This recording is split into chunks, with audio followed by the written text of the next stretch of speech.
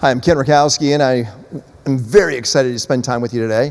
We're based right now in the United Arab Emirates, and throughout this entire event, we'll be interviewing incredible people. Natalie, you've been actually on this stage all day, and we get to learn all about you because you've been asking all the questions, but now you're the one that's in the center. You ready for this? I'm ready, yeah. I'm used to the one asking the questions, so this will be a fun weird, right? turnaround, yes. It's kind of weird. So first, what do you think about the UAE? Oh, it's incredible. It's my first time. I didn't know what to expect, and it has really blown all of my expectations out of the water. It's beautiful. The people are so friendly. It's multicultural. I'm so happy to be here. I mean, you're a seasoned journalist. You've been bouncing around the United States in different parts, interviewing people, really looking at what's going on. When you come to a place like this, if you would go off and interview people, what would be some of your first questions? Oh gosh, well, think about it. When I was a journalist, I'm going to all the worst parts of town, right? The crime and the disasters. So, I would just ask what it's like to live in such a place that has so many different nations and cultures coming together and colliding, because I really see a lot of East meets West here.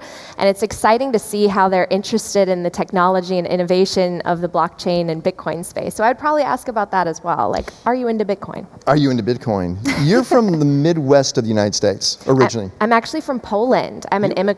Wait a second, you're from Poland? Yes. When did you move to the United States? How old were you? I was 5. So my family immigrated in the early 90s to the area of Chicago because that's where all the Polish people go. Rutkowski. Exactly, yeah. And so, my family fled communism. My parents both grew up in a communist country, and they really just felt like they wanted freedom and a better education and a sense of opportunity for their kids. So we moved when I was really little. Isn't it amazing? To them, Poland froze. Mm-hmm. So when they think of Poland, they think about the time they left, not the time it is today, right? Mm-hmm. Well, they still keep in touch with a lot of people, and it's actually really interesting to sort of see the juxtaposition of how they remember Poland and the way that their friends describe it and how they've seen it when they've visited and gone back, because it's changed so much. It is. It's an amazing country. Yeah. But Chicago is really notoriously known for great talk show hosts. Oh, yeah? Well, think about it. Yourself included? We have Oprah, we have Jerry Springer, all these people. Yeah. But really, no, Chicago's really known for it because broadcasting schools and all that. You grew up in a very pedigree town. Did you know you wanted to be in journalism? Yeah, so growing up, we watched a lot of television and movies, and the television and news was really to help my parents augment their English skills. They didn't know English when they came, so I was pretty lucky since I was so little. I caught on very quickly. But being exposed to great hosts and anchors when you're young, it made me think, I think I want to do this someday. I loved Oprah, I loved Barbara Walters and Diane Sawyer. We watched appointment TV news when I was little while eating our Polish meal, and I just thought, what an incredible career. You get to interview people, policymakers, people from around the world. You get to learn. I'm a sponge. I want to learn all the time. And I thought that's what I want to do someday. A Polish meal would be? Oh, kotlet schabowy, which is basically like Wiener Schnitzel, if you know it. Really? That's my favorite meal. Wait. So it wouldn't be like pierogies or anything like that? I do like those as well, but no, my favorite is breaded pork, flattened, pounded breaded pork. I still pound to this day. I make it myself. There you go. Put that on your Tinder profile, right? Yes. So you're sitting now back again as this before you became a journalist. Yes. Then you went to journalism school. Mm-hmm. Did you learn something different, or were you always inquisitive? Did school kind of open up the way you saw the world? Well, I was always really curious, and I'm really grateful to my parents because I think coming from a communist background, they just really instilled me with both a sense of, you have to work hard. Working and education is the way that you're going to become successful and make a difference in your life. But the other thing was I also had a sense that anything was possible. My parents literally came here for the American dream, and they always said to me, whatever you want, you can achieve. So don't let anyone tell you can't do it. If you want to be Oprah, there's no reason you can't be Oprah. Right. So just work hard, get an education, and it can happen. So I had that personality where I was definitely a go-getter and, a really good student and just very brave. I went off to school in LA where I didn't know anybody. But journalism school was interesting too because the technology changes so quickly, right? So in undergrad, by the time I graduated and went to grad school, we're already moving from, analog and linear to non-linear to linear, and it was just fascinating to see the changes and how quickly they happened, especially with the rise of social media. And you said you got to work in some of the worst beats ever, huh? Yes. Really bad. Well, that's how you start, right? You're a cub reporter. You have to take any assignment, and it really builds you. It builds your character and your stamina because you're out there covering everything from the city council meetings to the terrible crime to the wind pummeling your face during a crazy storm and wildfires, public corruption. You get to cover some entertainment What would be one of the stories, worst? but Come on, think about one of the worst ones you had to go on. Oh, for sure. I'll tell you, because it was literally the reason why I decided to leave my traditional broadcasting national correspondent job was Hurricane Florence. Oh, I love the hurricane reporters. Yeah. Is it that bad? It was so bad. Okay, so imagine, for women too, I need to get ready to be on camera. I need makeup and I need hair and all that. And basically we were out of power, out of water for over a week, right? So you are in a tiny hotel room. In Florida. Nothing glamorous. This was in Wilmington, North Carolina. Okay, got it. And this Category 5 storm is coming toward us. All the power shuts down. We're having the wall of the storm approach us. And there's no electricity. You have to do your hair in the dark. You have basically one charger downstairs with the generator where it is. In your room, you're just sitting there in humidity because there's no air conditioning. And you're sleeping 2 hours a night. So it was the most exhausting, physically exerting, physically draining experience. And after that, I said, I don't know how these people do it. Maybe in my 20s, yes, that would be fun. I'd be like, yes, I want to be the first one on the scene. But you know what? I also appreciate being able to take some time, sit down and have a nice conversation like this in a beautiful setting as opposed to running around chasing storms and fires. Did you get to stand in the hurricane? We had the wall of the hurricane come through. I mean, I had never experienced something like it. We're in this courtyard hotel.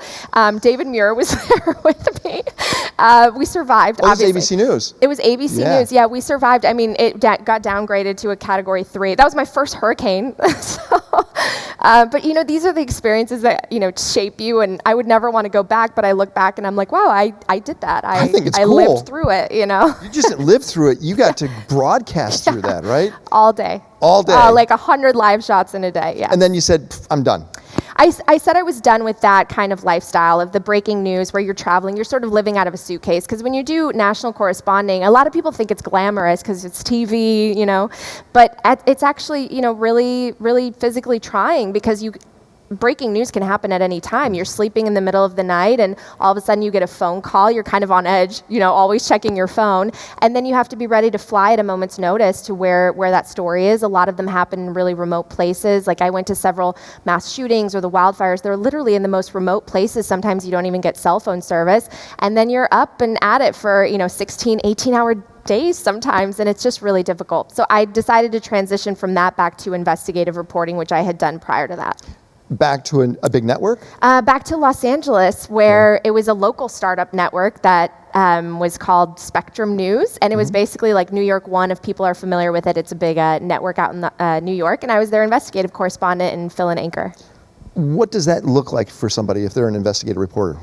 So you get more time, really, to work on a story. You pitch your own stories, and you basically get to really form sources and create meaningful content based on digging through documents, really investigating leads, and trying to hold people accountable who are in office, which has always been something that's really important to me. So it was a luxurious news job in the sense that I didn't have to turn something every day like I was used to in some of my other jobs. I got to take my time, really do my research, plan out who I was going to interview, and put together pieces, some of which got nominated for Emmys. So that was great. Good job. Yeah. Isn't one of the hardest things is to not become part of that story by either your emotional side, because you start to get passionate about this, or somehow be part of the story where they're starting to film you. It happens now. Yeah, for sure. For me, I think I've always been able to separate the two, and for me it was always just about holding people accountable. I felt, if anything, like the media, especially today, tends to favor the government and tends to go easy on them because they want access or they don't want to be too mean. I don't feel that way. I feel like if you're elected to public office, your duty is public service. It's not about making money, and we should hold your feet to the fire, especially when there are documents proving something about, the money trail. So I think that more journalists, especially on the television side, because I think, on the TV side, you kind of get sort of the stereotyped as, oh, you just want to be on TV, you do these Right. quick hits and you're done. It's the newspaper reporters that go sniffing around. And I always wanted to be a little bit more like that. I felt like if I pull the right documents and I know that you're up to something, I want to hold you to it and I want you to answer, not just say, oh, this person said no comment. So I was always a little bit of a bulldog, whether my newsrooms liked it or not. One of the biggest challenges also today is that window, that news window, is so narrow. It used to be, hey, let's get something out on Monday. We have the whole week to write it. Now it's like every 3 to 5 hours, and that's it.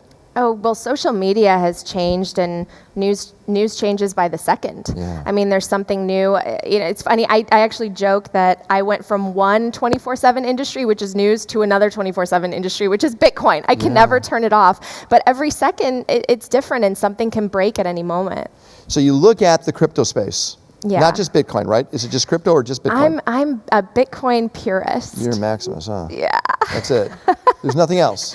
Yeah, that's right. So if there's a cool thing happening with Dogecoin, or anything, you just kind of, is that just noise to you? Well, here's the thing. I'm a huge believer in free markets. I'm like a big believer in capitalism. So whatever you want to do, especially with your hard-earned money, go for it. I hope you're successful in your endeavors to invest. But me personally, I'm super passionate about Bitcoin because I think our system is really broken. Bitcoin is what helped me understand why and how our system is broken, and it potentially fixes it. So I'm truly one of those people that believes in the mantra of fix the money, fix the world. And so I want to focus on that because we don't have mass adoption yet. Most people don't even understand what Bitcoin is. So instead of, kind of splintering my focus into these other spaces, which are emerging and which I think other people should, and I wish them luck to focus on, I really just am passionate about Bitcoin and hoping to educate people about the space. How did you explain Bitcoin to your parents? It's so funny because my mom actually, when we immigrated here, she went through a couple of jobs. And the last one she had was actually in banking, in traditional banking. And she would always complain and talk about how back in like the 90s or at least the 80s, there were high interest rates. You could put your money in the bank in a normal savings account and get like 6%. And today they're actually, charging fees to the people that can't even afford to have money in their accounts. And so she always thought that the system was sort of flopped on its head. And I think that predisposed me to kind of being attracted to the sense of Bitcoin, but she was also a believer in physical money. She's like, it has to be physical, gold. She's more of like a gold bug.